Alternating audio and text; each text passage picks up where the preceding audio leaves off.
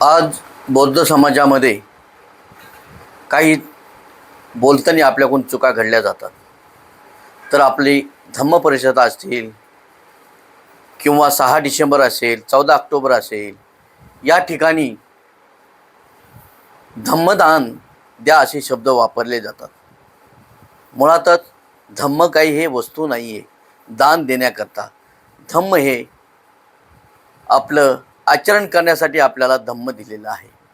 म्हणून हा शब्द आपण बंद केला पाहिजे. त्याऐवजी आपण जर तुम्हाला धम्माचा प्रसार आणि प्रचार करण्यासाठी आर्थिक मदत हवी आहे किंवा आर्थिक मदत करा असे आपण बोलले पाहिजेत. आणि दुसरे म्हणजे आज आपल्या ज्या लग्नामध्ये लग्नपत्रिका छापल्या जातात त्यामध्ये बुद्ध कृपा हा शब्द वापरला जातो. हा मुळातच चुकीचा आहे. कारण आपल्याला हिंदू धर्माची कॉपी करण्याची सवय लागलेली आहे. जशी हिंदू धर्मामध्ये देवी देवता पावतात, कृपा करतात, तसे बुद्ध आपल्यावर कृपा करीत नाहीत. बुद्ध धम्म हा आचरण धम्म आहे. धम्म हा आपल्याला पाळायचा आहे. त्या धम्मावर मार्गक्रमण करायचे आहे.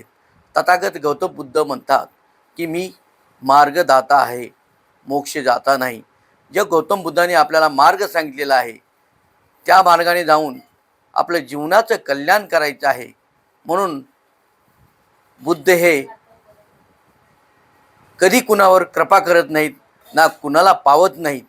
म्हणून आपल्या समाजाने लग्नपत्रिकेमध्ये बुद्ध कृपा हा शब्द बंद केला पाहिजे. आणि त्या ठिकाणी बरेच शब्द आहेत.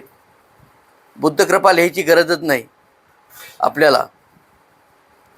त्यासाठी आपण हा शब्द वापरणे बंद केले पाहिजे. हा व्हिडिओ फक्त बौद्ध समाजासाठी आहे. नमो बुद्धाय. जय भीम.